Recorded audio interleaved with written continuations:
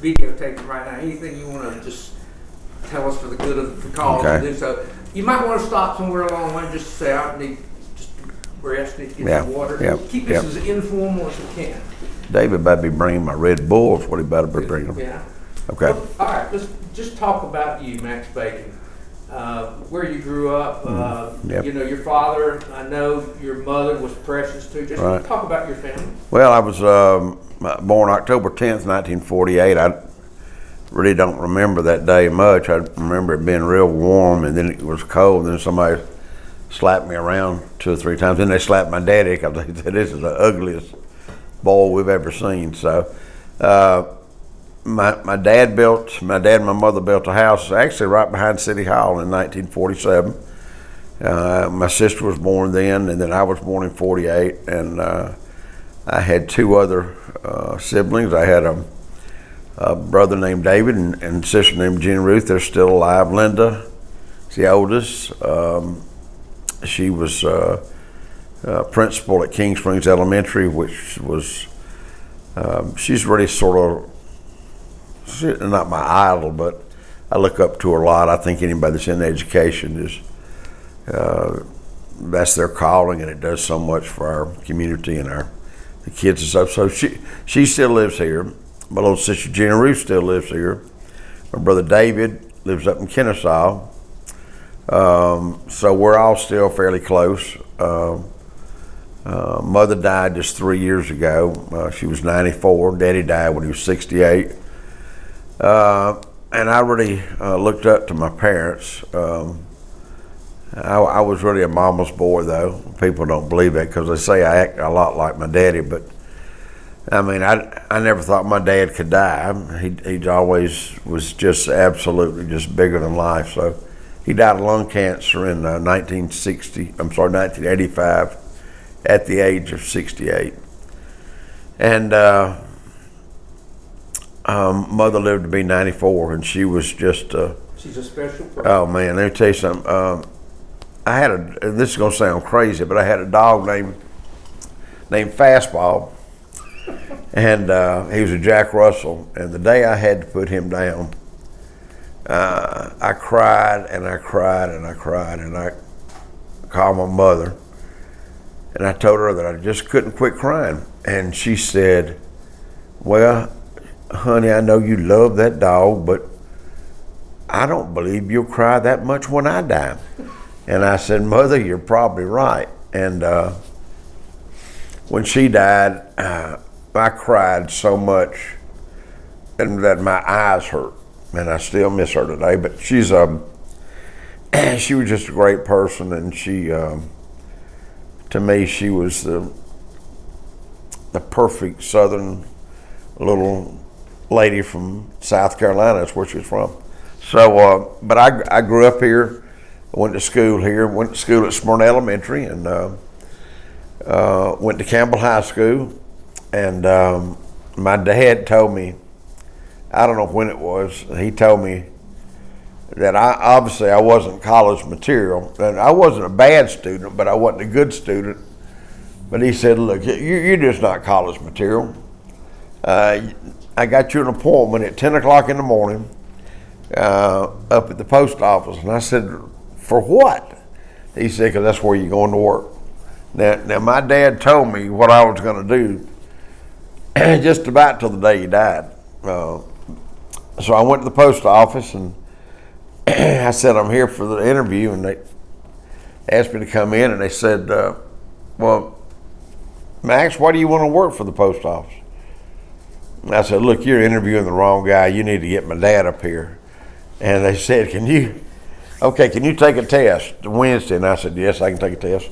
So I went down to the old Federal Annex, which was down next to the old Riches, took a test. There was only 2 people taking the test that day.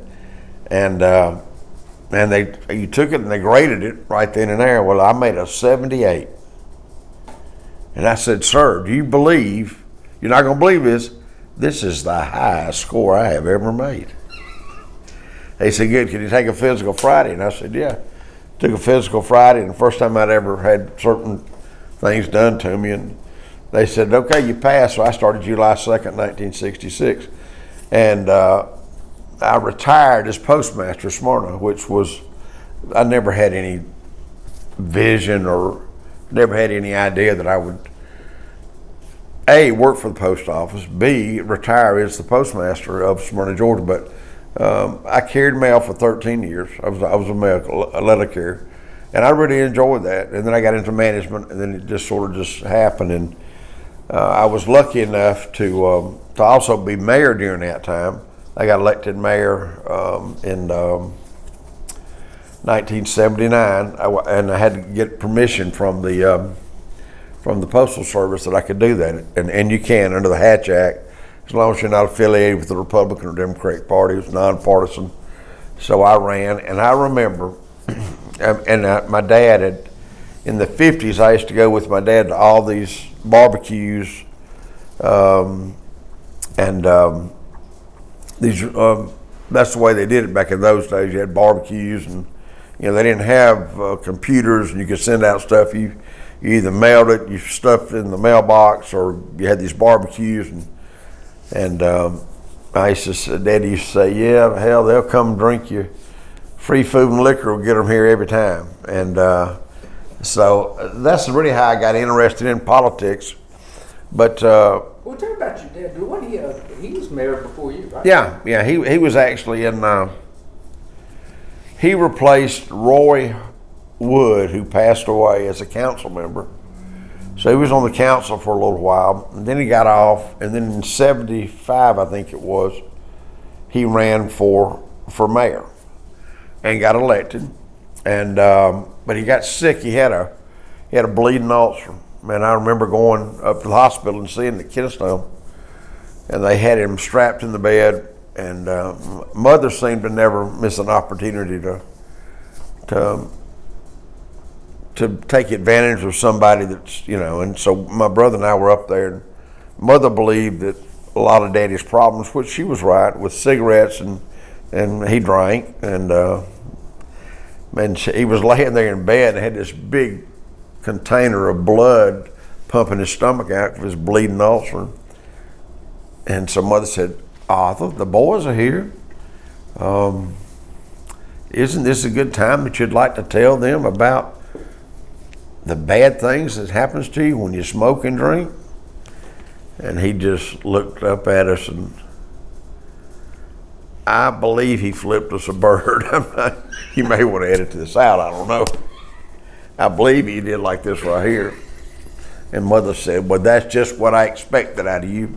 But he got well after that, and that was in '75, '76, and he decided his health was not, that's what it was. And those were 2-year terms.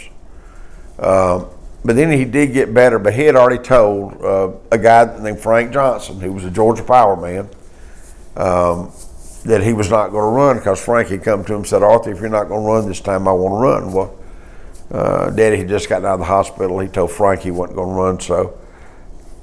And that was in 70, I guess that was 77. And so I was upset that Daddy had said that, because I wanted to, and I wasn't involved at all. I was a 20-something-year-old kid. So Frank ran. Well, then I told Daddy in '79 that I wanted to run for city council. And he said, well, let me tell you something, boy. 2 things. I said, yes, sir. He said, first thing is, you're not going to win your first election. He said, you may not win your second election. He said, you may not even win your third election. I said, why? He said, well, the people got to know who you are, And these were days when you didn't have all this internet and this media, you pretty much had to be a middle-aged, and plus I was young. I was 20, I think I was 30 years old when I decided I was going to run, 31 when I got elected, but he said I was too young. In those days, you really had to be just a middle-aged white person, a white male. There wasn't a whole lot of women that were involved, and wasn't a whole lot of African Americans, so the profile was about 50, have a family, go to First Baptist Church or First Methodist Church, and then you had a chance. Well, I wasn't 50. I did have 2 children, a I did go to church every now and then. But anyway, and then he said, I said, well, what's the second thing? He said, well, the second thing is, if you ain't tough skinned, don't even get in the game. And I said, well, what do you mean tough skinned? He said, people going to say stuff about you, say stuff to you, talk behind your back, and if you don't let it just roll off your back, you're wasting your time. I said, okay, got it. I'm not going to win, tough skin. So, and so my first election, I'll never forget, was in 1979, and I ran against a guy named Bill Darby, who was the incumbent and lived up the street from me in my district, and he had been on Daddy's when Daddy was mayor earlier, and that he headed up the finance administration, and so he was a very good ally of my dad. So I'll never forget. I mean, when my dad told me I wasn't going to win, man, that just lit a fire under me like there never had been. And I knocked on every single door, went to every single house. So the night of the election was, my district was at Campbell High School. That's where they counted the votes. This is my first election, and they set up these big tables, because these were all paper ballots. And they went through all the ballots. There was about 600, 700 ballots. And they had to make sure, because on this day they had Mayor Ted Cochran, Mayor Frank Johnson. Then below that, they had City Council member Max Bacon, City Council member Bill Darby. So some people would vote for me, but wouldn't vote for the mayor. Some people would vote for two mayors and then vote for Ted or whoever. So they had to throw out about 10 of the ballots because they just weren't done right. And I remember then I was 31, and I said, well, hold it, this one right here. And then they explained to me that here's the rules. If there's anything wrong with it, even if it looks like they tried to go back, we're going to put them over here. I said, okay. So we started counting the votes. I was in there with a guy named Joe Dunlap. And so he was sitting there with a pad, and he said, I said, now Joe, now when we get to, whoever gets to 211, that's all the votes it takes to get elected, or something like that. And so we were counting them, and I remember I was nervous, and I had my hands behind my back. They'd count stacks of 10. Well, heck, I was getting 7 out of 10, 8 out of 10. I even got 10 out of 10 one time, and I said, dang, I'm doing pretty good. So I asked Joe, I said, Joe, how are we doing? He said, you got 380. And I went, well, wait a minute, I won. So when I came home that night to the house, Daddy was there and my family, and Daddy said, well, hell, how'd you do? And I said, I won. He said, you don't say. And I said, yeah. I said, how much? I said, I think it was like 600 to 220 something. And he went, God damn, why'd you have to beat him that bad? And I remember you scratching his. He went, wasn't no sense in doing that. I said, Daddy, you told me I wasn't going to win. But then, and that was I went in office in 80. He swore me in. Well, then 2 years later, and these were 2-year terms. 2 years later, he decided he wanted to run for mayor again. So he came and asked me, what do you think? I know you're on council. I know you're going to run. I said, man, I think it's I think you should. So he ran and I ran too. Well, he told me, he said, now look, if I run, you're going to have opposition. And I said, well, how you figure that? He said, I'm just telling you, you're going to have opposition. I said, okay. So sure enough, the last day of qualifying, I get a call at literally 5 minutes to 5 from Willow Spivey, the city clerk. She was she was in charge of the election. She said, Max, you're not going to believe this. Somebody just qualified against you. I said, who? She said it was a man named Jerry Richmond. I said, who the heck is that? Well, she says he's a dentist. Well, I didn't hear, but he was being put up by an opponent of Daddy's in the election, a friend. So man, and then I beat him like a drum. I think I got like 78, 82. No, I got 82% of the vote. And so the next 4 years I would spend with my dad, he as mayor, and I as a city council member. And he was always so very cautious not to show me any favoritism. But we were at a time where there was a lot of dissension on council, amongst the council, and his goal was to get the council back together and to get everybody on the same page, and he did that. But I got to spend time with him. This was his desk right here that he had. But those were and then he died October 26, 1985 of lung cancer. And I really never had any aspirations to be mayor. I was really happy being a city council member, and so they said you need to run. And of course by this time I'd gotten a little older, and so I said, okay, I'll run. And I said, but we need to do something about the downtown. It's just the downtown's just with the brunt of a lot of jokes. You won't find finer people in this state than Smyrna, Georgia. But we have this name Smyrna that half the folks can't pronounce. They make a joke out of it. And the ones in Vinings, they call it Sminings, and now it's sort of funny. We're very limited to letting people from Vinings live here. Well, it's also hard to spell. It is. But I was an excellent speller in high school. I was a solid D. So you don't know. But so we started in, I guess it was 80.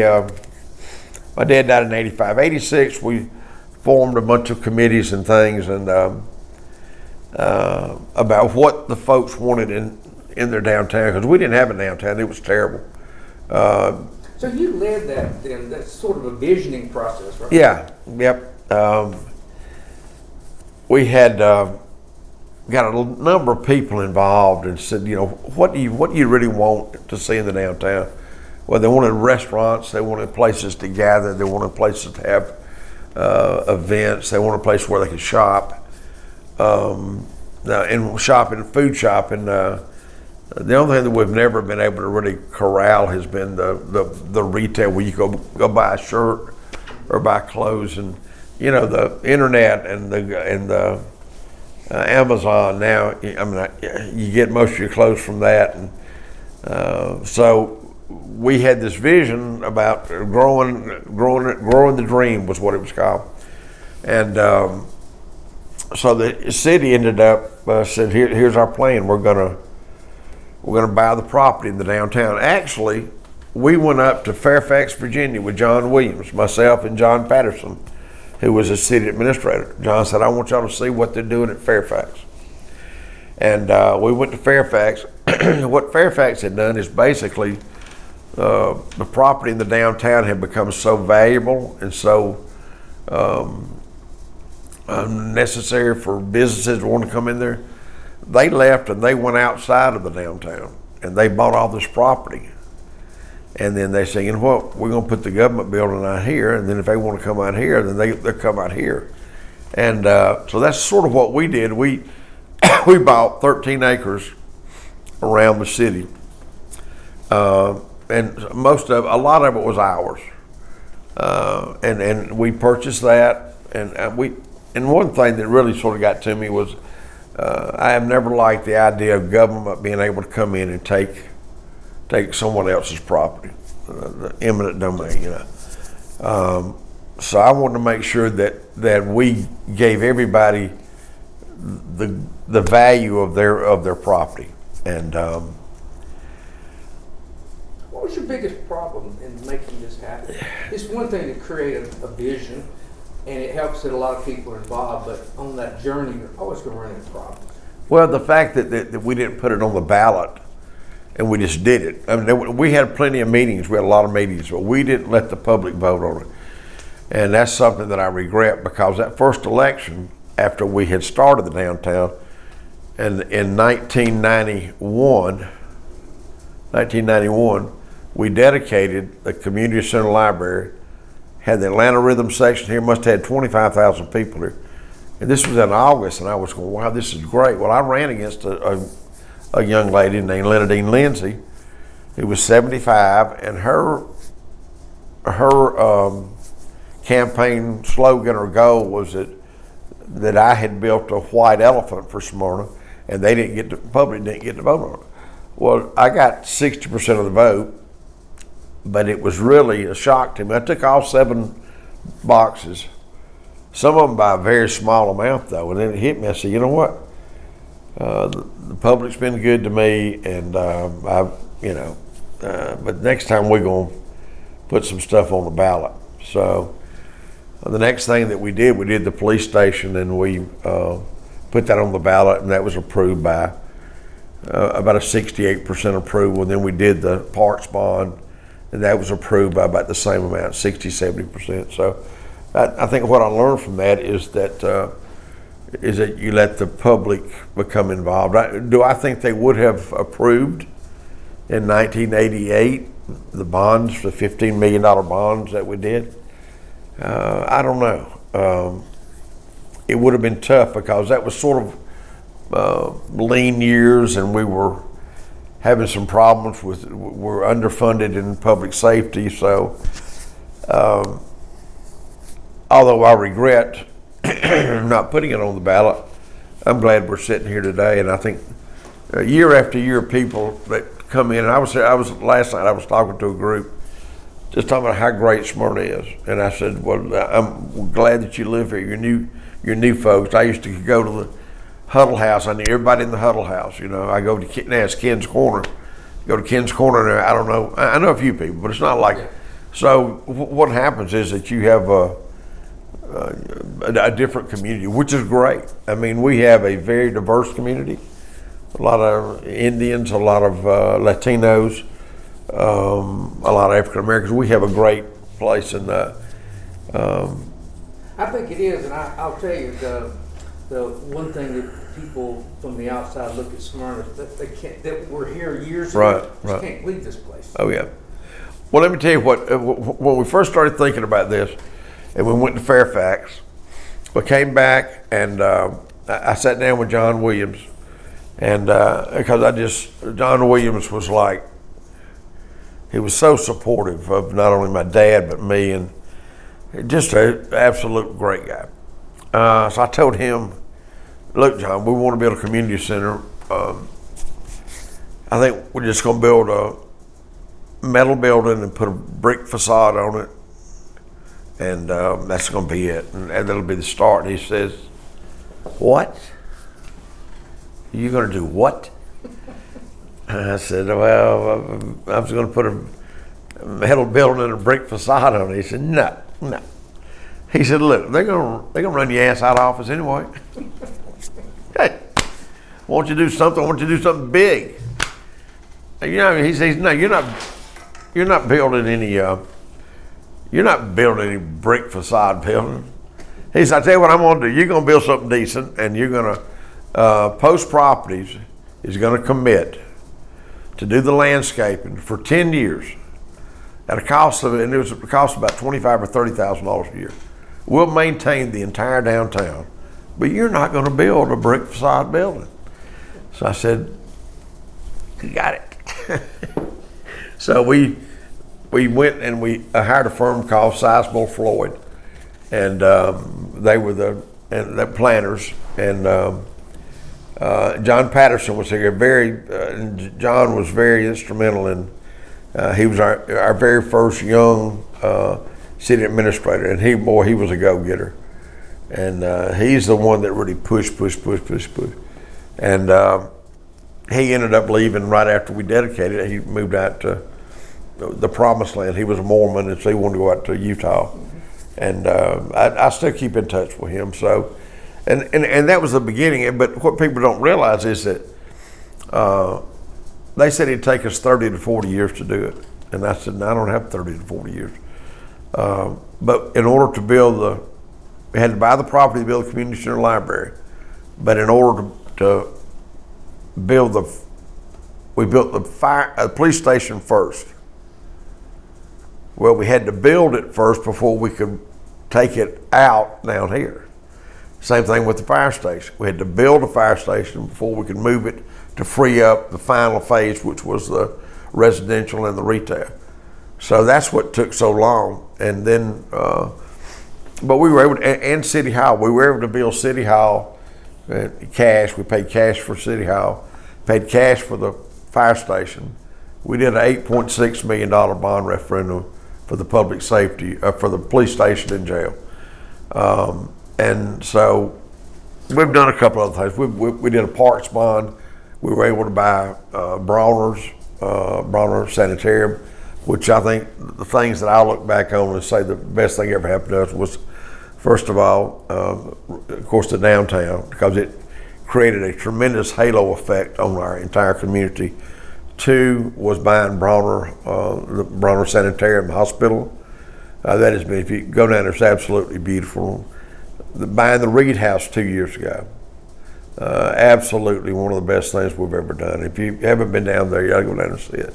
But I think this also is that we have we have paid our employees a good salary, and we have kept up the salary, not only public safety but our other employees too. That so that they'll have a good retirement, so that they'll be able to be good providers for their family. But still, and we still have events done. I'm looking out here right now at the Veterans Memorial that we were going to say, this was supposed to be, originally supposed to be some condominiums. And the Smyrna Veterans Memorial Association came to us, and headed up by Councilmember Wade Lineker's father, Bill Lineker. And we built a memorial to honor those folks that had served our country. Very beautiful, and so you look out there now, there's kids playing out there every single day. So there's I'm gonna ask you a question yeah, on that yeah. topic. I've read around town that you and one of the members of your council had a little disagreement on the focus of your festival. Well, all that I wanted was this. It was brought up, and we had a scheduled Casper Carnival Fall Festival, and that's for the kids and Halloween. We do it every year. Well, they wanted to have this event on the same day, and I said, well, why don't you just have it on another day? Can't you pick another day? No, we're too far planned. Well, they were not too far planned. If the truth of the matter was that they weren't anywhere near planning. So they just one thing led to another, and one of the council members said it was time for me to go, and thanks for all you're doing, but get out of here.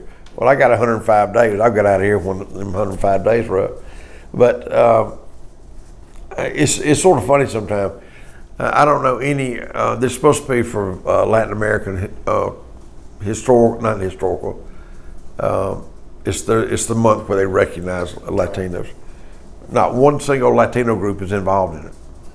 It's another group that I think is just trying to get some exposure to try to get the Latino vote for the election that's coming up. So,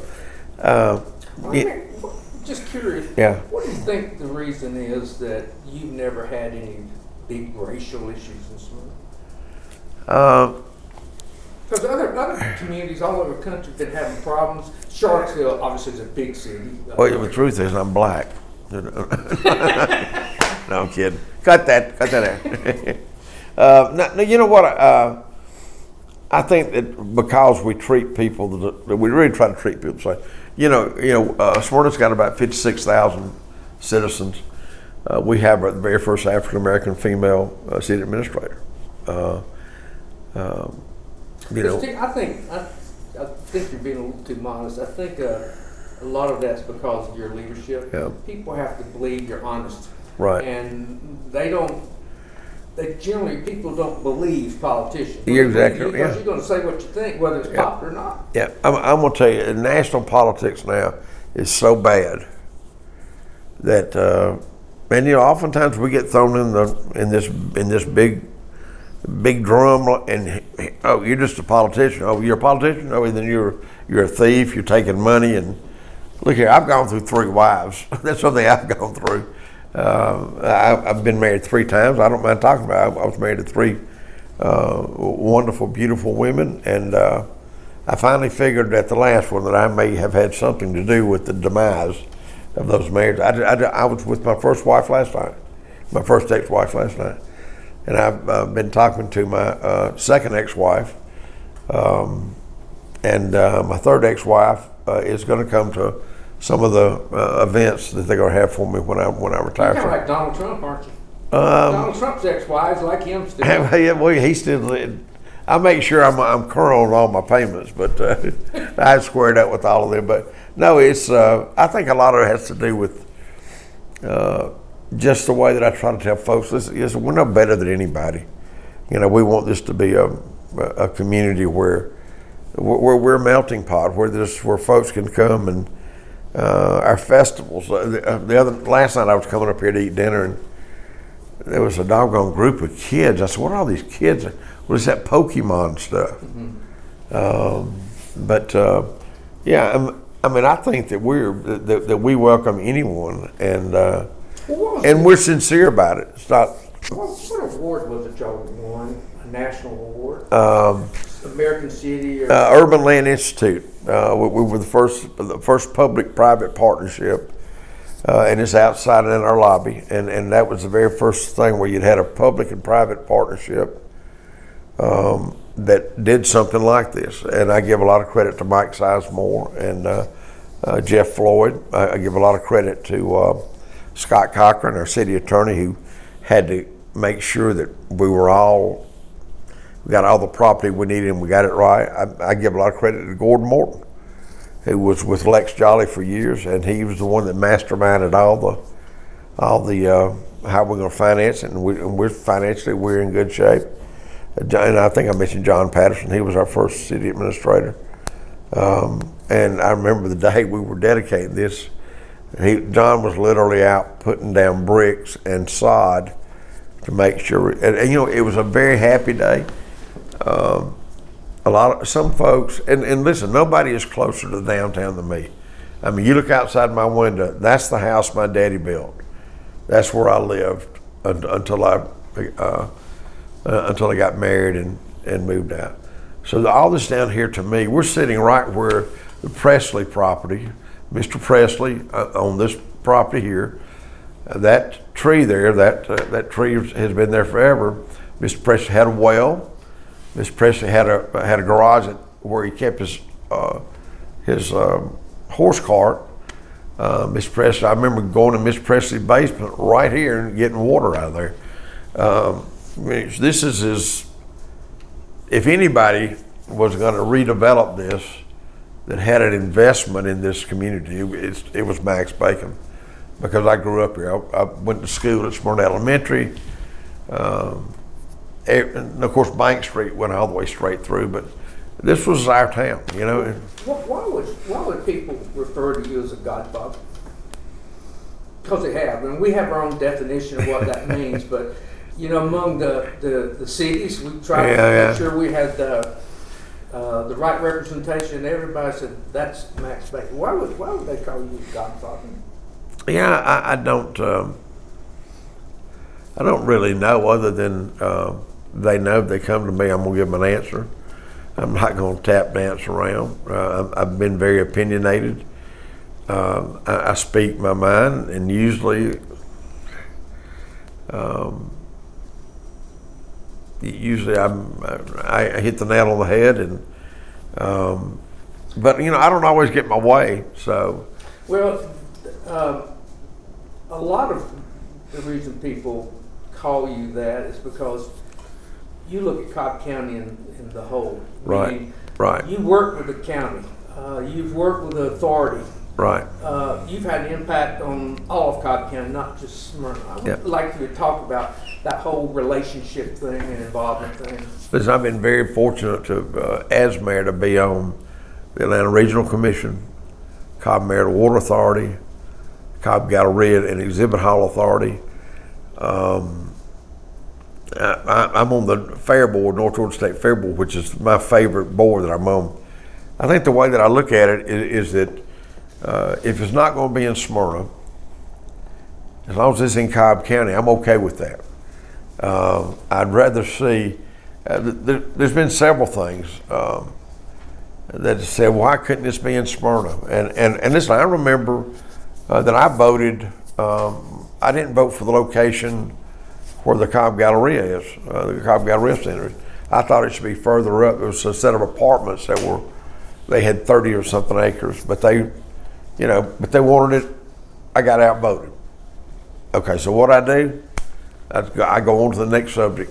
I thought it was better there, but listen, this is the place now, so I'm gonna be 110% for this location, and to make this the most successful, whatever it is that we're doing.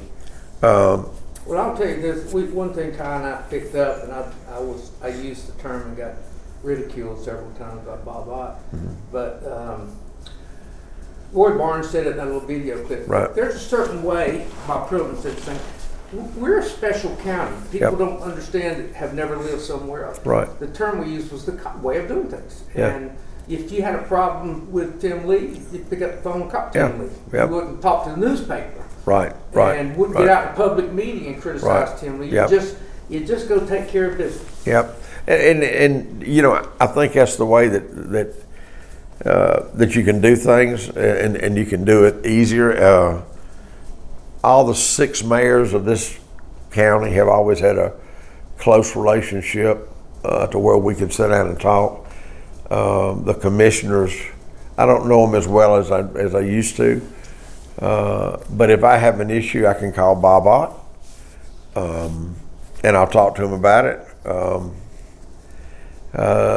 Same things with Chairman Boyce. I mean, a couple of things that he's done that I just will scratch my head, but I'm not going to go blast him in the paper. But I will tell you this: the paper is pretty unique. I've been misquoted a lot, but you know what? I've gotten over it, and I do have tough skin. And you know what? You just try just to get over it. There's a recent thing about my disagreement with a council member about an event, and it wasn't about the event. It was about the date. I want the Casper Carnival for the kids to be that. If there's another Latino heritage, let that be on the next day. So what's the problem? 2 days. Well, you know what they said? Well, we're trying to save costs. So you know what I ask them? Okay, what does it cost? Tell me right now, what does it cost to put on an event down here? You know what? Nobody can tell me. Do I want to know? Yeah, kind of, but I don't have to know. But what I'm saying is, they're saying they're going to save all that. To me, when they save money, you need to put it right here on this desk, and then I'm going to give it back to the public, because they're not going to save money. We have been very fortunate in Smyrna and Cobb County to have the growth that every government, every municipality would love to have. We haven't raised taxes in I don't know, 12, 16 years. And we have something in place now, is that when your taxes do go up, then your homestead exemptions, so you won't ever have a tax increase. That's with the city and the county. School board's different. So we are so fortunate. I don't like to use the word blessed, because everybody uses that. We've been so lucky to see our property values continue to rise year after year after year. It gives us the ability to continue to pay our employees a good salary, to pay our public safety people who are out there every day. We can pay them a decent salary, to provide benefits, retirement, and health coverage, so we can keep these folks here. But it's all been because of Cobb County and the progress that we have made. Us getting the Brave Stadium or SunTrust Park. Let me tell you something. I can leave right here and drive all the way over to the stadium, or I can Uber 10 minutes.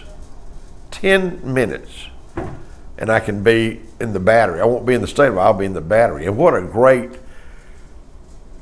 complex that Battery is. That Battery is the bomb, man. These young kids. I wished I was 50 years younger. Well, no, I'd be illegal. You can't drink at 20, can you? So I'd be in jail. But I mean, it's got so many things for these young kids to do. I want you to talk about you have leadership courage. A lot of politicians don't. Right. Most of them don't. Right. I mean, whether you like Donald Trump or not, you know he's going to tell you what he thinks. Right. Right. And sometimes you wonder what's Right. going on in his head. But Tim Lee made a decision that he was going to do what's right for our community, Right. whether he got reelected or not. Right. And that took a lot of leadership courage, and a lot of this video is going to be about that. Right. Leadership Mhm. courage. Yep. So Yep.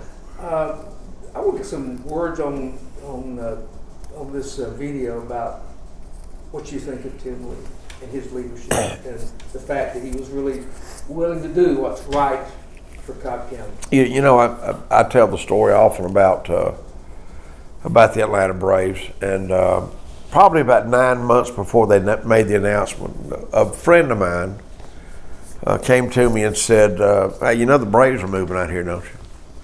I said, "Oh yeah, right." Now, this was a businessman, but he was a sharp kid, but he wasn't the one that should have been telling me the Braves are moving out here. So somebody else should have told me, you know. And I said, "Oh yeah, where are they going to go to?" He said, he wasn't sure. Circle 75, and I said, "How are they going to get the people? They going to have to helicopter the people in and drop them there? There's too much traffic. That's the Platinum Triangle, you know." He's okay. Turned around and left. Then the next call I got was, I guess it was in November when they made the announcement, and my phone rang, and I was asleep. Because I remember it was 12:30. No, I was asleep. It was like 7:30 in the morning.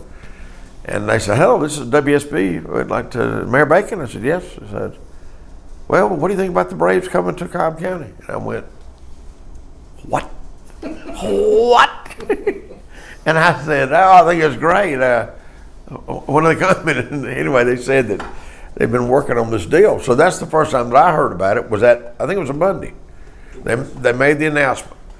And listen, Mike Plant, who was with the Braves, and I have become friends.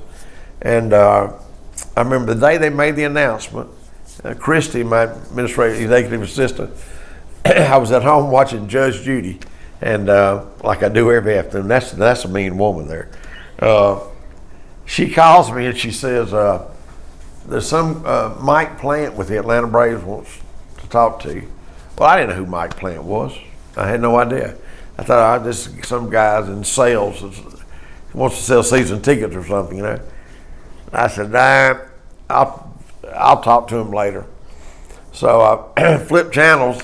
Here's John Sherholtz and Mike Plant. "Christy, get him on the phone."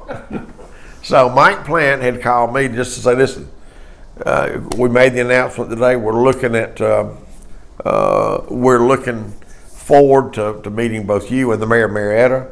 We want to meet all the mayors, but y'all are the ones that's going to be closest to us. So we just wanted to say hello, and I want to have lunch." So we had lunch about a week later, and he came in, and you know, I'm just me, you know, and talking. And I said, "Look," he said, "Look, is there something that you want?" I said, "What do I want? What do you mean, do I want?" I said, "Well, usually some of you guys, there's always something you politicians want." I said, "Listen, I don't want anything." I didn't exactly what I said, but I said, "I don't want a thing. I wanted to meet you, know who you were, and first of all, I want to make sure that you're not playing us to get a better deal in Atlanta, and you're really going back to Atlanta or Fulton County Stadium or whatever the stadium was called, Turner Field. And because I want you to stay here, I want you to. We're the closest city next to you, and we want to be good friends. I don't want tickets. I don't want a box. I don't want anything. I just want to help you." And he said, "What's wrong with you?" And I said, "Ain't nothing wrong with me." And he said, "First of all, we're never going back to Atlanta." That they had a big face-to-face confrontation with the mayor, and he said, "We're never going back to Atlanta, I promise you that." I just wanted him to know that, look, Max Bacon is here for the next 3 or 4 years. whatever I can do for you to help the Braves be successful out here, we're going to help you do it. And we made some improvements. We made some road improvements that helped everybody. We fast tracked a couple of DOT projects. So I mean, I've been to 3 Braves games. That's all I've been, and so it's been great. Talk about Tim Lee and his role and his courage to push this on through, despite people throwing rocks at us, particularly the HOC. Well, just let me tell you what I know from talking to the Braves. They said it would have never happened, absolutely never happened, had it not happened the way that it did. And I give Tim Lee the courage and the vision and the, I guess, all the crap he's had to take, because that was the only way it was going to happen. It was going to happen by him making the commitments. Because I'm going to tell you, and sometimes as a mayor or chairman, or you sometimes you have to make these decisions without getting all 6 votes. Sometimes you have to let the person in that position do their job, and hopefully they'll do it right. Tim Lee did it right. That was the only way that the Atlanta Braves were going to be out here. I think that's going to continue to have a tremendous halo effect on that area. The stadium is beautiful. Who would have thought that as a kid, if I still lived right here on Bank Street, that I could have ridden my bicycle down to a place and watch a professional baseball game? I mean, I can't think of anything. When Tim Lee got that stadium, man, that was it. He did great. He did great. I went to his deselection party, right? And I told Tim that we don't know what God's plan is, but not getting reelected is in a plan. Yeah. It turns out it would have been horrible for Tim to be chairman right now. Yeah. It would have been for the community. For him. So there was a plan. Yeah. You did the same thing when you decided to build this recreation center without a referendum. Right. Because they don't have the vision. Yeah. Well, and you know what? Sometimes people can't see. They can't see what somebody else can see. I'll be honest with you. Did I think it was going to turn out this good? I had hoped it'd be this good. but I'll tell you what saved us. The community center, we made sure that it was something for everybody, from a little kid to somebody old like me now. It's going to be something there for you to do. It's going to bring the community together. We built it so that we could have events down here, so that neighbors and families and people could interact and just have a good time. But the key thing that I think I don't want people to forget, was it was that library. We have the only city library in the state. We had a small library back over here, busting the seams. So we built a 28,000 square foot library. That was the success. So the people that were against maybe the community center, they were not going to be against the library. And that's been that. We looked at it like this. We needed an anchor tenant that was going to be here. And so we picked the community center, the library, City Hall. We're not going anywhere. This is where the government's going to be, right here. And then we let the stuff build around it. And it's, if you would have told me that there'd be $1 million house from City Hall that I could throw a rock and hit, I'd say you're crazy. There's some $800,000 homes here. The value of these homes have increased something unbelievable. These townhomes here, and it's just people want to be close to the downtown. Julia Roberts was from here. Yeah. Are there any stories? I'd love for her to get something on record. No, you know, we had invited her when she, excuse me, when her being who? Hold on a second.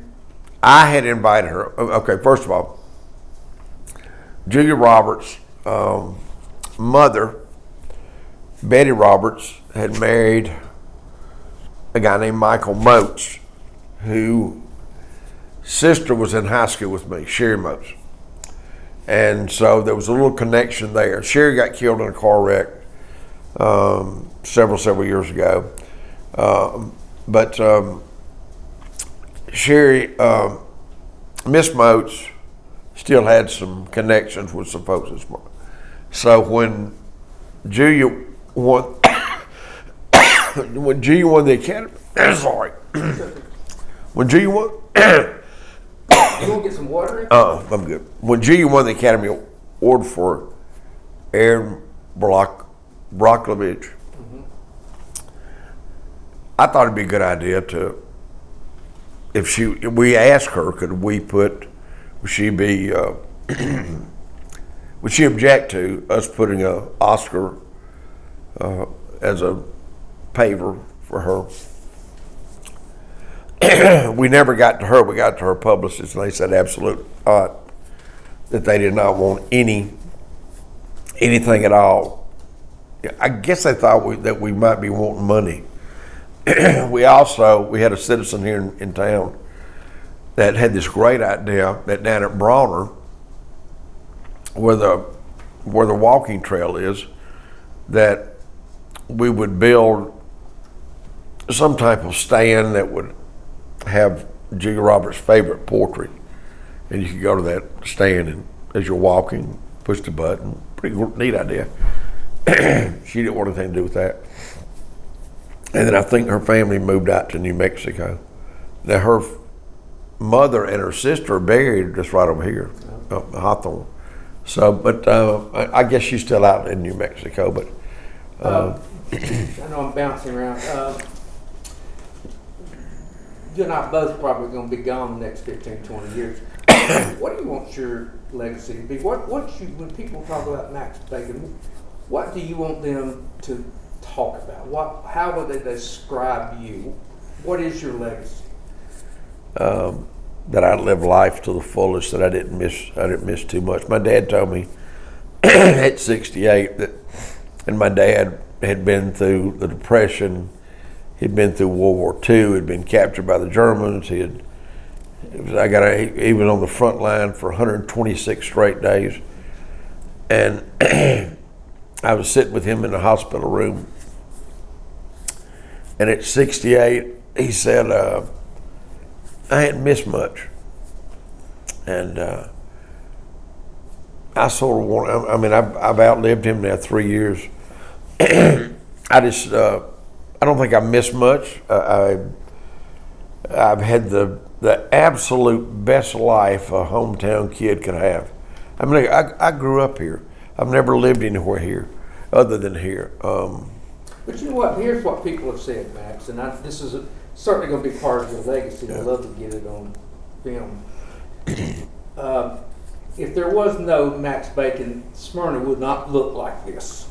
I don't know what it would look like, but it would not be the city it is today. And I know when people talk about you in the future, they're going to talk about Smyrna, just like we talk about Tim Lee, it's going to be SunTrust. Right. Don't you feel that's going to be how people remember you? Yeah, I'll tell you what I'm most grateful for. Had we had term limits, I think it would have been different. And that's why I've always said term limits are every 4 years. Could we be where we're at now had we not had continuous 34 years worth of leadership as mayor? Probably not. I just want people just to remember that I lived life to the fullest. That I was always in a good mood, almost always in a good mood. That I like to cut up. I can say things that can offend people. Boom, boom, boom, but because people are really thin-skinned today, and you can't say. I still say stuff that everybody goes, "Oh, you can't say that," but. Yeah, I remember in Georgia, because they had one of these DOT dinner function. Yeah. And I was sitting there with you, and everybody was sitting, "What's he going to say?" You probably don't even remember this. This African American lady came up. You said something to the effect, "You're the best black waitress I've ever seen." Don't say that. You know what though? People that know me know how much that I love people. I just I just think people in this day and time. I think in some cases people are just waiting for you to say something. I don't know that today, in 2020 coming up, that I could survive. Not because I am the least racist. I'm the least prejudiced person. I wish we had more events for more of each one of our different ethnic groups. And no, listen. I could not. And every now and then I get a little teary-eyed because I could not have had a better life. I had 3 great wives. All 3 of them were different. Can you uncross your arms, please?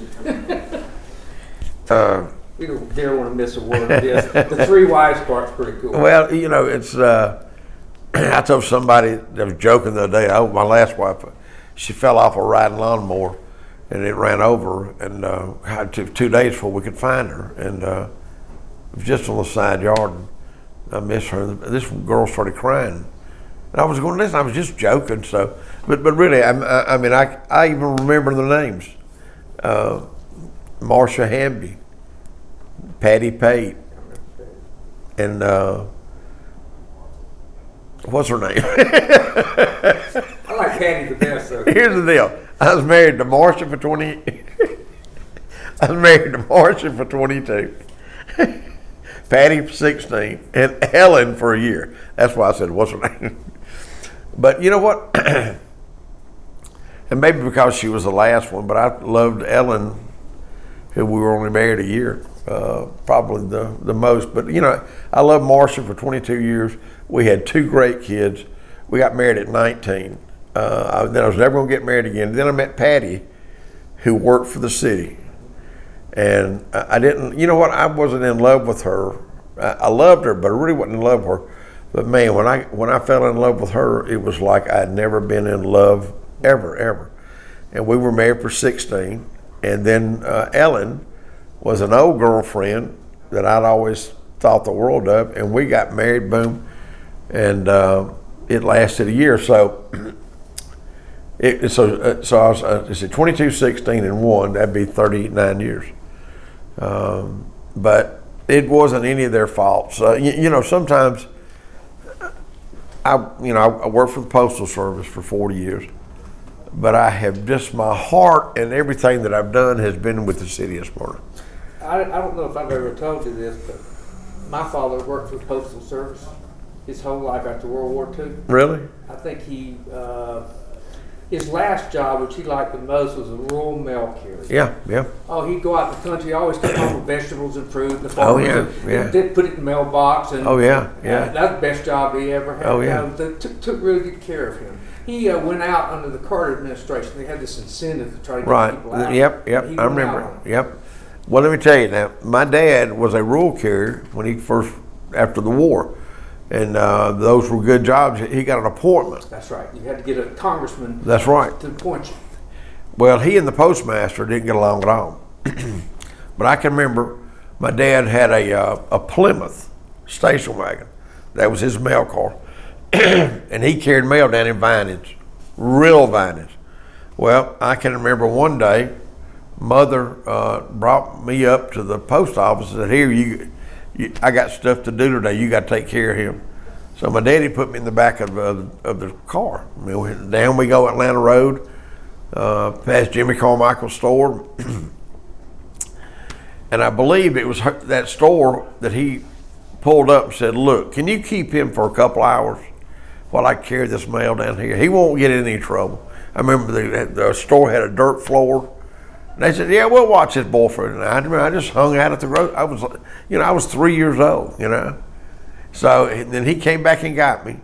And I remember looking out the back of the station wagon going up Atlanta Road and turning. Post office was right up here, and when I pulled in, I got car sick and I puked all over his mail, and it was like, boy, what are you doing? And about that time, Mother came up. What's the matter, Max? I said, I got car sick, Mom. Look at this mail right here. But my dad got into it with the postmaster one day, and can I tell you a funny story? Sure, we want funny stuff. But the post office was up here where Zuka's is now, and it was the old Nams Lodge. Nams Lodge was upstairs, the post office was downstairs, and then the cemetery was behind that. First Baptist Church was over there, and they wouldn't allow them to smoke at the post office. So Daddy was the postmaster, Zealand Wills. He took 2-week vacation every year, and he ran what do you call it when it's the vacation Bible school? Yeah, okay, yeah. Well, it had a second floor over there. Daddy said they were so glad when Zealand wasn't there because they go out back and smoke. Well, he said every time they go out there and they'd light up, here comes the assistant postmaster. And they couldn't figure out how in the heck he knew. So Daddy had bought a brand new pair of binoculars, and they were out there smoking. He was looking at them. He looked in that second floor, and there was Zealand Wills, the postmaster. And he had a pair of binoculars too. And he called, and so that's what he did. So they went out the next day, and my daddy shot him a bird. I think he shot him 2 birds. So the next day, he came in to Arthur Bacon. I'm firing you. You shot me a bird. He said, no, you're not. You're not firing. Yes, I am too. He said, I quit. And Daddy walked out. And Zealand was postmaster for years and years. That was a funny story for that. But well, let me tell you, I want to shift gears because I could talk with you all day long. Yeah. But we can't do that.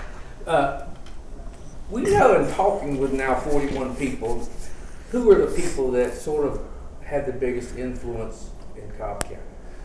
And I want you to talk about the 3 that we've already talked about. Tim Lee, but Johnny Isaacson, John Williams, and Otis. yeah. So let's talk about Otis first. You and he had a hate-love relationship, I believe. Well, And by the way, I've talked a little Otis, and he's going to be at the last interview. He knows there's the good, the bad, and the ugly with Otis. He's fine with that. He knows it. you know though, it wasn't that I had wasn't so much Otis, because I had a good relationship with Otis. I mean, I really did. I thought the world of him, really. It was his reporters that oftentimes did not always. They talked with a forked tongue. They did not always tell the truth. Or you'd give an interview and they wouldn't print everything, you know. But no, I very much respected Otis Brumby, and often felt somewhat sorry because we were beginning to be successful in Smyrna. That put a lot of pressure on Marietta, and but I've always said this: that everybody gets their time in the barrel, and if there's somebody in the barrel that's not you, you ought to be happy, because before you know it, your ass is gonna be in, your butt's gonna be in that barrel. So, and then sometimes you can't get out of the barrel, you know. And for me, if somebody was in that barrel and they couldn't get out, that was fine with me. But yeah, I think he was one of the, Otis was one of the most influential people in this county. To me, John Williams, man, I miss him to this day. He didn't know that I was not going to run, because I'd made up my mind a couple of times to run and then not run this term. He was absolutely the best supporter of Smyrna. He did so much for Smyrna. He annexed property into Smyrna that really got us going, really, on Cobb Parkway when he annexed in the clock tower. But just a good, honest man, and always gave back. He always wanted to put his money where his mouth was. He always was not going to be the kind of guy that was going to be the developer that was going to tell you this and he's going to be gone. He was going to be here. He was committed to Cobb County. And I know mine and John's relationship never, ever, ever changed. Johnny Isaacson, man, what a great man he is. And I first met him. He and I got sworn into the Georgia Air National Guard at the same time. He was a senior at the University of Georgia. He just graduated. And I was a senior, just graduated from Cabell High School. And we worked in the same, he was in personnel and I was in admin. And then I remember him writing, this before Johnny got into politics, he was with Northside Realty. I remember him coming to my dad's real estate office and writing him a check for $100. But Johnny, Johnny Isakson, Roy Barnes, Newt Gingrich, to me, those are the three of the most intelligent elected officials ever. Nobody knows more about state government than Roy Barnes. Nobody knows about our federal government than Newt Gingrich. And then Johnny Isakson knows about everything. And he did so many things that nobody ever knew. Yeah. And he didn't want them necessarily to know. He's helped us on so many things. Just getting us to this point, or here's where you need to go.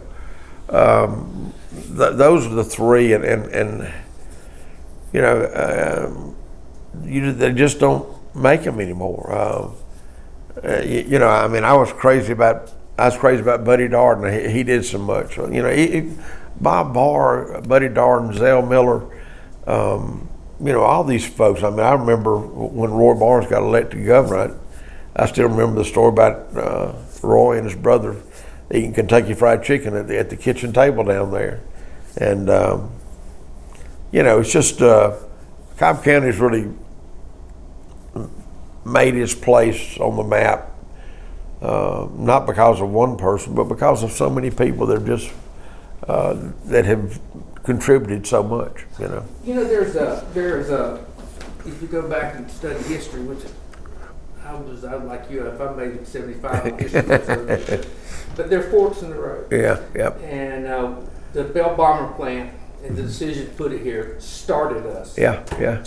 And the second major milestone people talk about is Ernest Barrett and his decision. Right.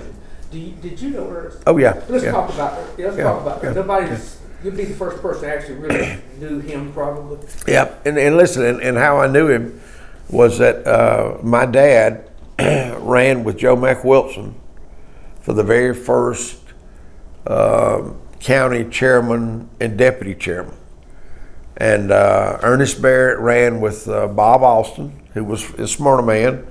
Bob lived on Bank Street, Daddy lived on Bank Street. Joe Mack and Daddy ran together as a team. Let's see, Jack Henderson ran with, who did he run with?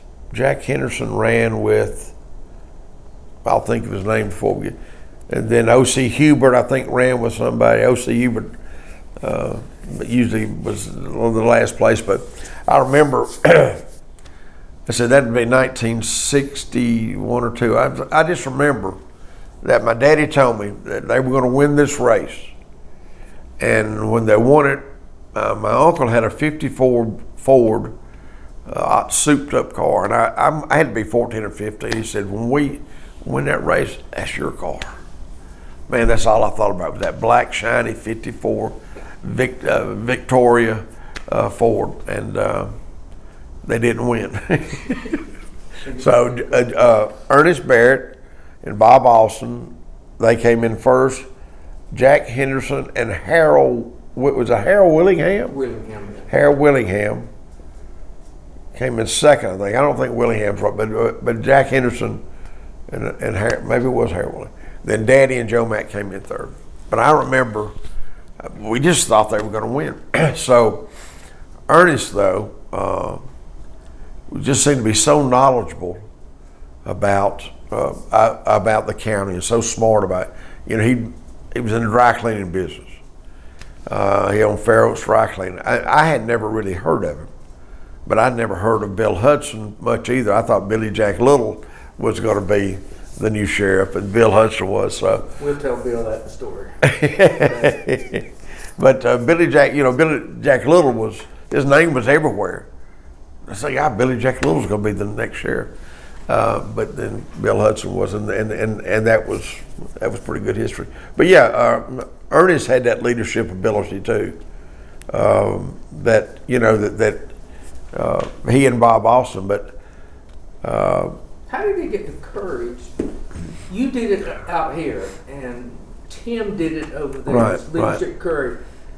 He couldn't have had a lot of love and warmth making a decision to commit this county to a lot of money back then. Yep. And a lot of talk about his leadership courage. Well, just to create or it was already created, Marion Cobb Water Authority, but laying all the lines, getting all that infrastructure in there.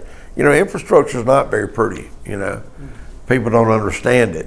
Just how you get the sewage to the sewer, and where you get it to do this and that, and I think that's where Ernest saw that, and Ernest saw that before you can get to this point, you got to get to this point, and that point is you got to have the infrastructure, you got to have the roads. Of course, what has happened now is that Cobb County's done well, and everybody else outside us is doing well. So for those folks that are outside of us that have got to get from point A to point B, they got to come through us. I've always said this, that our traffic problems are not a result of our development so much in Smyrna, Cobb County. It's a result of the success of these other counties that, I know I talked to the chairman of the Paulding County Board of Commissioners, David Austin. He said, look, we get criticized for even issuing a building permit on a 4-acre lot. What are you doing that for? Yeah, it's too much.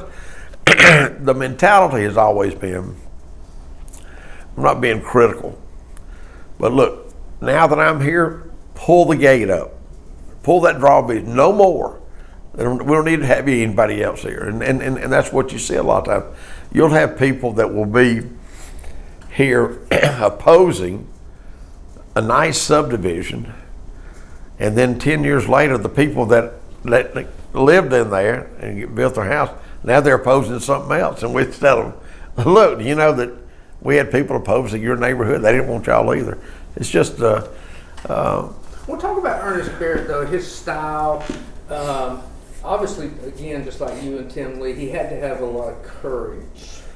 And just talk about Ernest Barrett, the person you knew or certainly heard about. I just know that just Ernest Barrett, just the size of Ernest Barrett, he was a tall guy, had that jet black hair, had a deep voice, very, very, very well respected.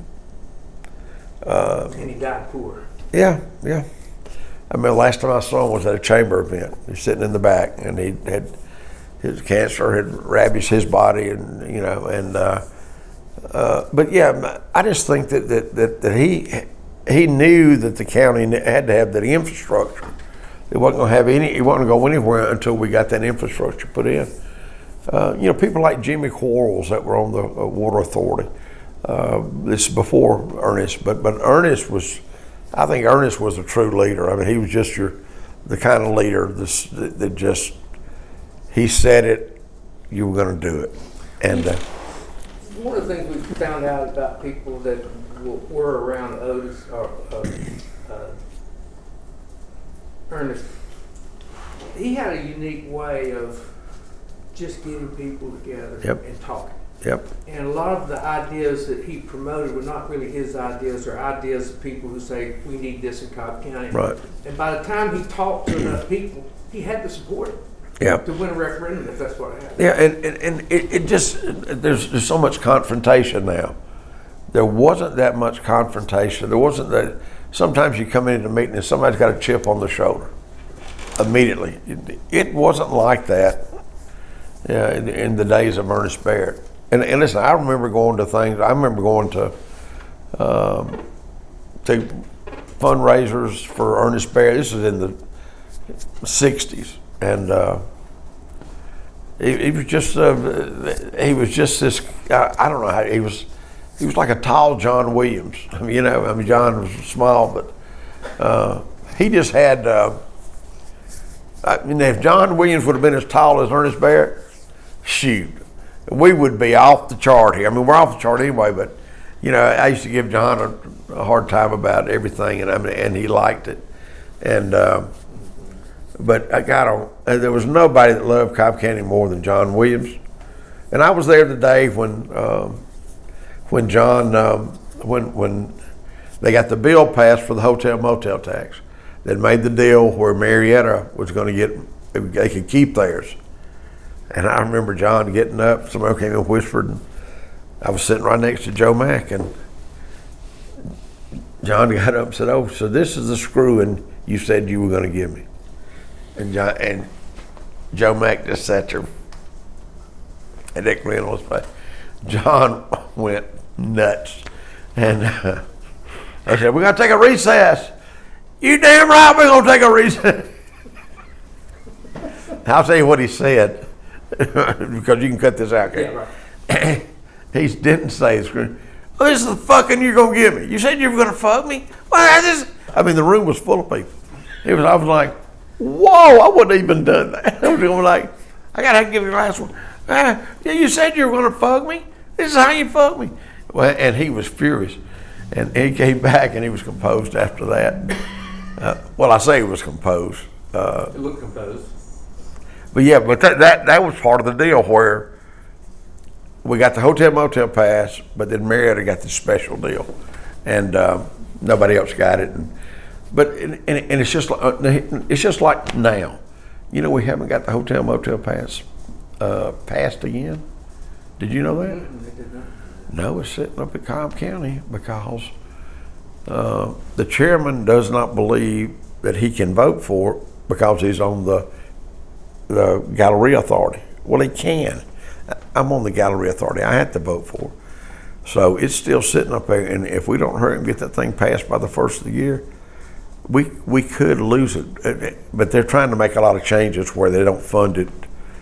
I haven't seen it yet. I've just heard rumors. So, What do you consider the milestones in Cobb's history? The first one that we talked about was the lynching of Leo Frank. mm-hmm. That just stayed with us. It's never Yeah, gone yeah, away. yeah.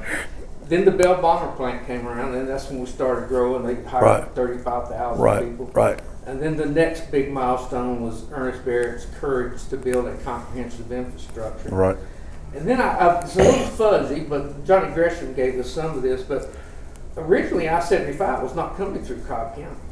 Yep, I think trying to think who the heck did that. Who the heck was it? Al Burris was. I think Al Burris had something. And to Joe do with Mack it. Wilson too. Yeah. Maybe they were very they were big players at the Capitol. Yeah, and they managed to Right. change the direction.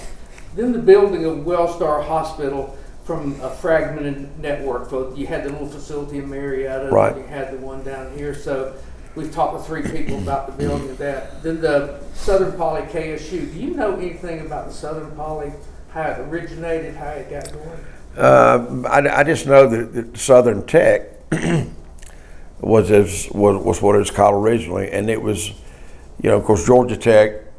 It was separate. It was no. I It just was a know. satellite. It was kind of like a mini satellite of Georgia Tech, as I understand it. Yeah, but Southern Tech. I mean, they when they changed it to Southern Poly, I sort of think it lost some of its identity. That was just me, but I think it was the right thing to do to combine.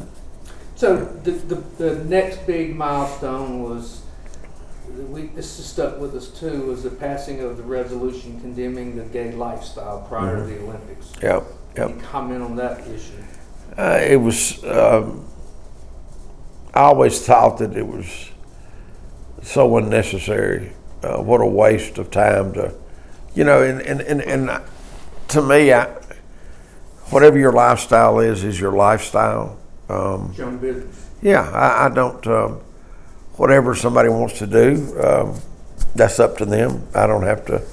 Listen, I have a lot of friends that have alternative lifestyle, and I cut up with them. Every time I see them, they hug me, and you know, it's just. I think that was just so unnecessary and hurt us, but we could have gotten a lot more from the Olympics from that. But Yeah.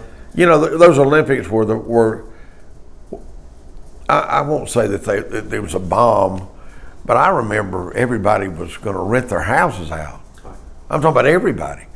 And then it was like, what happened? You know, just. Well, the takeaway from the Olympics is, as I saw it, was it branded us as an international city, and that's about it. Right. Yep. Yeah. Yep.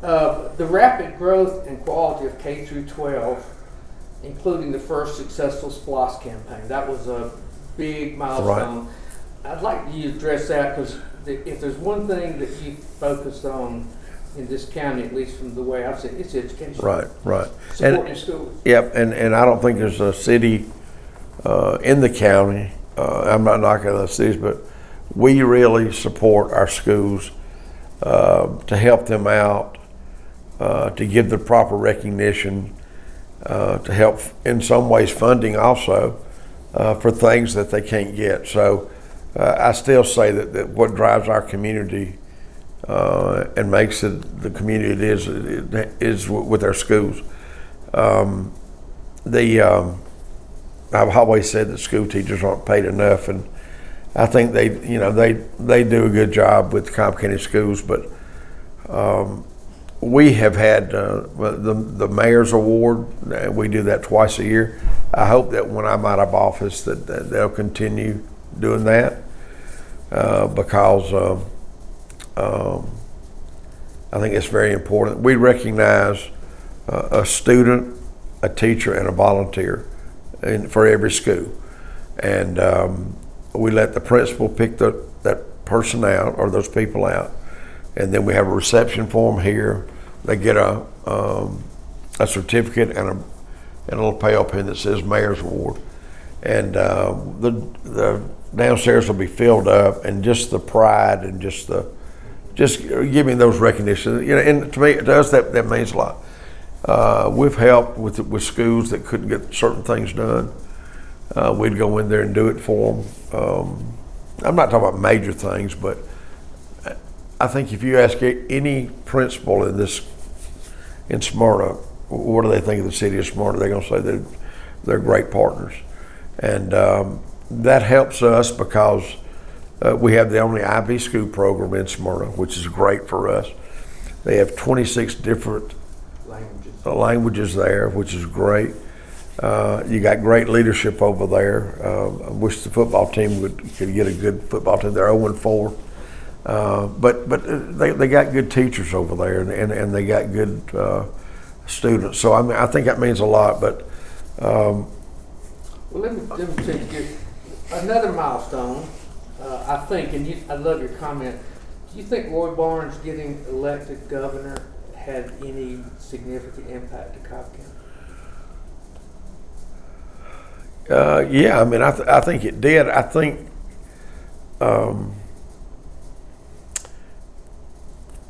it's sort of a tragedy that he didn't get reelected for a second term. I think Roy tried to do too much too quick. Like I say, as far as state government goes, there's not a smarter man. Maybe not be a smarter man anywhere than Roy Barnes.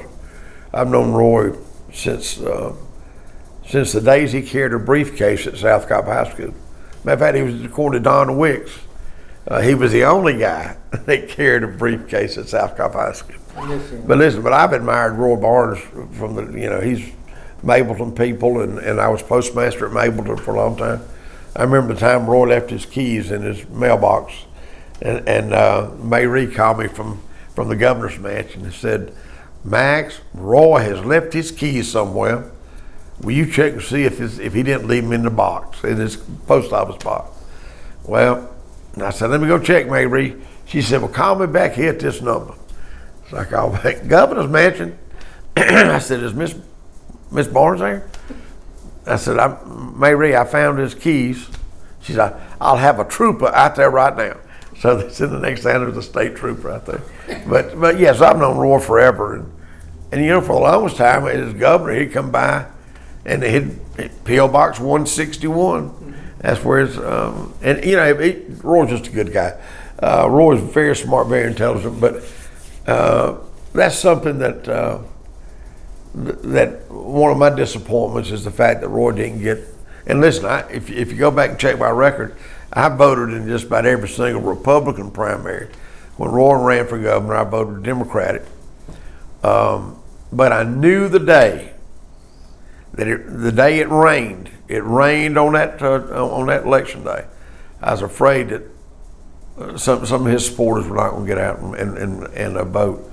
But he did so much too quick to try to make people happy. I think the sad thing for me is the outer rim would have been completed by now. Yeah, and yeah. we would have diverted a lot of traffic. Yeah. Here's another, I think, significant issue. I never thought about this until a few interviews a while back. And I call it the transition of diversity in Cobb County without openly fighting among different minority groups. How did this happen? When Bill Burns appointed David Hankerson as the first African American county manager, I think that set us on a course. Yep. I don't know how you feel about it, but that to me is something that's.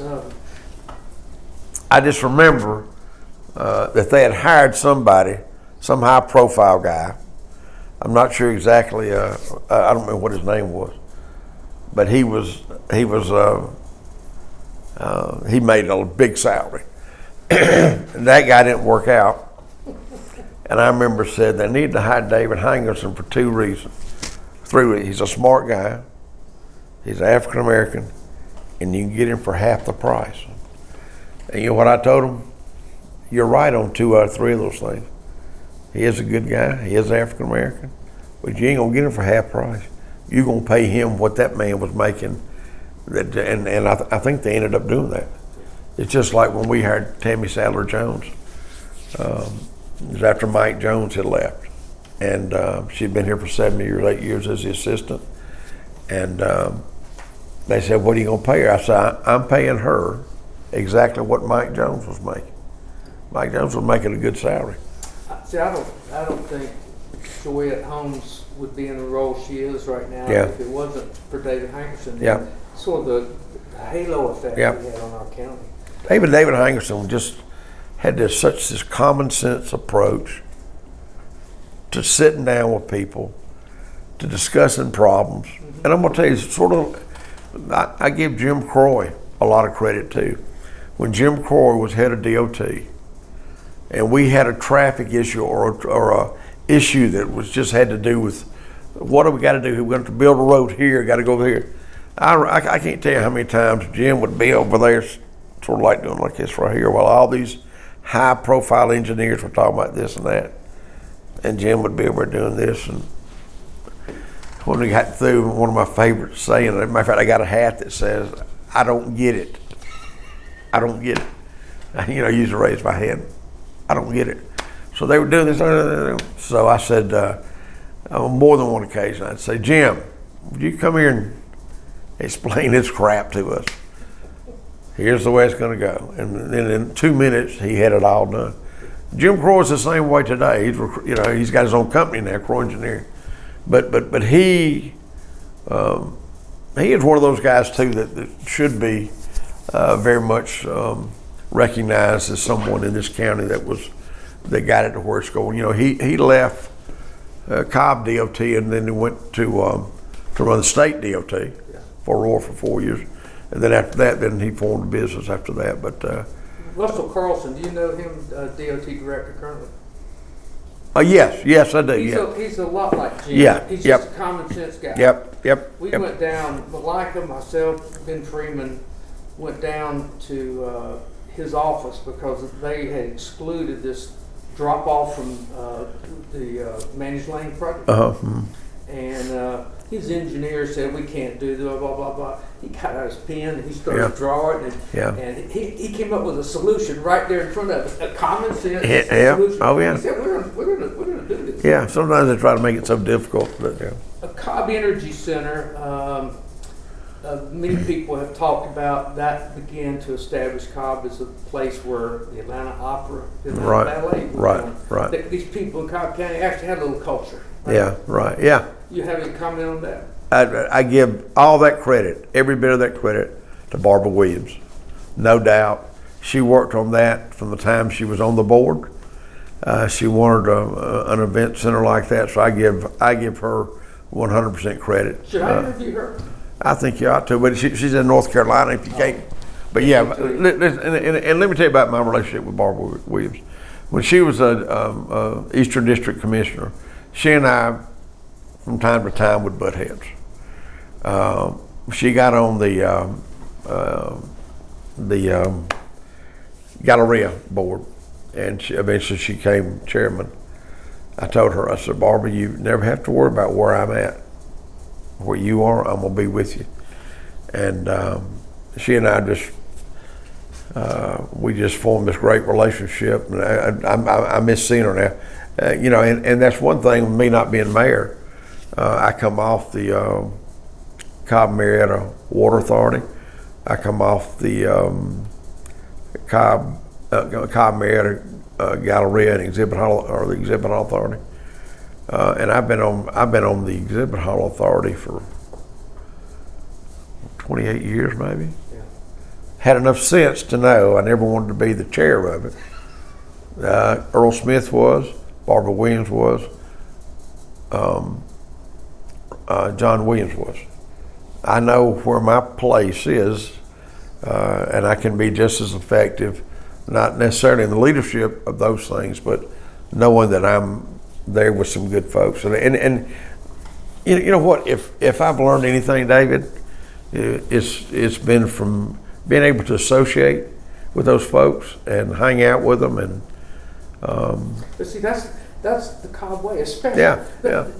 You know, Bob Trilliver said this so well. Then Roy said, "We just kind of take it for granted. Everybody does this, but they don't." Yeah. Oh, yeah. I think that it would be if you had somebody else that had a bigger ego than I do, they might say, "Well, I demand to be the chairman. It's my turn to be the." I never wanted to be the chairman of any. You know what? I never really had much aspiration to even be the mayor. I love being a city council member in Smyrna, Georgia, representing Ward 2, and it just sort of just happened. But you know what? If I go tomorrow, man, I have lived a storybook life. When you look at the kid that grew up right behind there, and my life could not have been any. Well, it could not have been any better. I could have. Do I wish that I had a wife? Sometimes. Do you have a dog now? I have a dog. Right here she is. I thought that's what the dog was. Her name's Wyoming. She's never left me. Matter of fact, that's the only woman that's never left me. But she's just a good dog when she knows me. And I heard something one time. You may have told Joe the difference between a dog and a woman. the one in the trunk. I heard that. Yeah. The difference is a dog. Be glad to see The you. dog still licking you over the trunk. Yeah, your wife comes out swinging. And rightfully so. Yeah, there you go. There was another event that I think less visible, maybe your career gone, but when Steve Tumlin decided to put a bond issue on the referendum, it started the cleanup of Franklin Road. Right. And Home Depot was the first to come in and build their global IT center. And then eventually, obviously, we got Atlanta United and Right. other things. What do you think about that? Is that comparable to what you did here? Yeah, you know, we had to. Well, it's comparable to us. You see that that jar of keys. Oftentimes, you have these opportunities that only come around once in a lifetime, and I've had several that have happened, and they come at the worst time. It's sort of, we had an opportunity to purchase about 50 acres of property on Old Concord and Windy Hill Road. Okay. It was Hickory Lake Apartments, and they were the worst apartments, run down, very much like Franklin Road. They were a tremendous drain on our community, tremendous drain on our public safety, and so they went in foreclosure. Now we've done this twice. We purchased that property for, I want to say it was valued, I don't know, 12 something million or maybe 14, and we got it for 9. We put additional money in there to tear it down. And what we've done is we sold it to a company that's been building $400,000 or $500,000 homes. They're not quite complete with it. and we put up 19 million dollars. And folks want to know, well, you gonna get that money back? Yes, we'll get it. It may take 20 years, but we're gonna get that money back. But had we not done that, we'd still be strapped with sending all our public safety people over there. It was a terrible community. We did the same thing over here on Cumberland Boulevard, where we had the Heritage apartments that were terrible, run down, absolutely the worst. I wish I had the plaque. I still had up because I got a plaque from HUD. There was 30 acres of HUD apartments. Well, they went into foreclosure, and there was a little clause in there that said that the city would have the first right of refusal to purchase the apartments. So we exercised that first right. And the deal was, they said, look, HUD says, if you think you're gonna get those apartments from us for $1 million, that ain't gonna happen.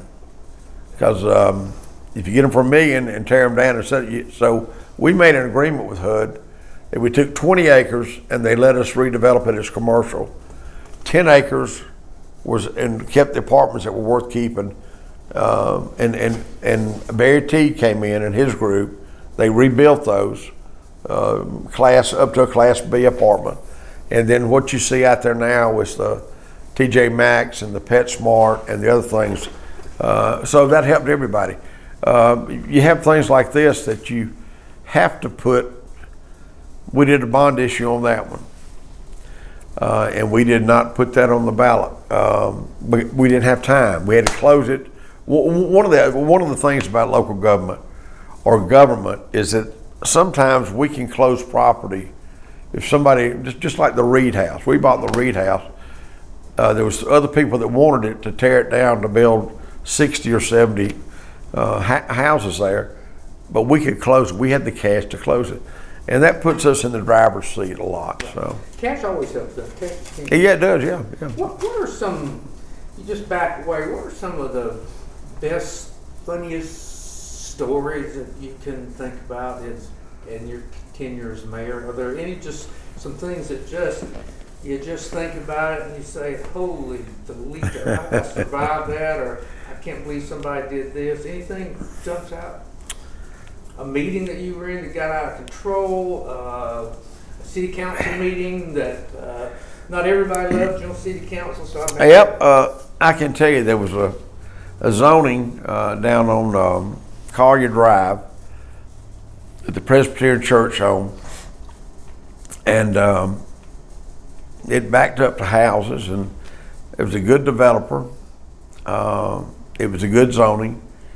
But the place was filled downstairs. It was totally filled. You could, the fire marshal had.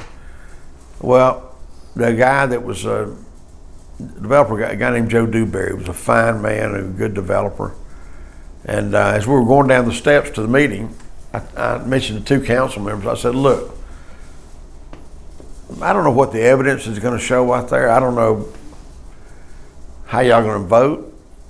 But I just sort of got to, and there's not but 6 council members here tonight. But I'm going to tell you, it sounds like it's a pretty good zone. So anyway, people were just raising Cain. Well, time to call the vote after 2 hours of testimony. And guess what the vote was? 3-3. And it was like everybody went, oh, it's 3-3 vote. And I said, I'm not even hesitating. I'm voting in favor of this zoning. This is good zoning. This is a good builder. This is going to be good for our community. And I went, right, they were yelling at me. Your daddy wouldn't have done this to us. I was thinking, oh, my daddy would have voted in a second for this. So I didn't go back to church for a while, but then that's turned out to be a great development. People forgave me. I got elected the next year. There have been times when people have come in the back door. I remember one night a guy in the middle of a meeting, and a guy came in with a pair of overalls on, just came walking right up to me and said, this is where I pay my water bill? During the middle of a meeting. And I remember I told Chief Hook, I said, he was sitting back there reading a magazine. Yeah, of course, Chief Hook always had a gun with. I said, Stan, what the heck? That guy could have killed me. He said, I would have got him on the second. And he would have never got off 2 shots. So, you know, that plus I think There have been some anxious moments when we did have an issue with a Smyrna police officer that I just said, look, I want somebody up here close by. I've never, I think one of the things I'm most proud of is I let people have the opportunity to come and speak. And either at citizens input or during a hearing that is about zoning of property. One of the most, I guess, emotional issues has to do with property rights and somebody who wants to do something with their property and somebody doesn't think they ought to do it. And I've always really been very proud of the fact that I let everybody speak. I tell them, I said, look, this is a public hearing now. I know that 28 people have signed up. I'm going to give you every opportunity to speak and say what you want to speak. But listen, after one person says this, the second person says the same thing the first person said, then we get it. I get it. You know, we got it. So, I mean, we've had hearings and here in the morning after 1 o'clock, you know. But for the most part, I think everybody understands that they get and you get accused a lot of, well, you've already made your mind up. This is a waste of time. And I that's why we always say this, that before a meeting, if anybody says, well, I'm against this already, I said, no, you can't say that. You need the information we have, plus the testimony of whoever downstairs.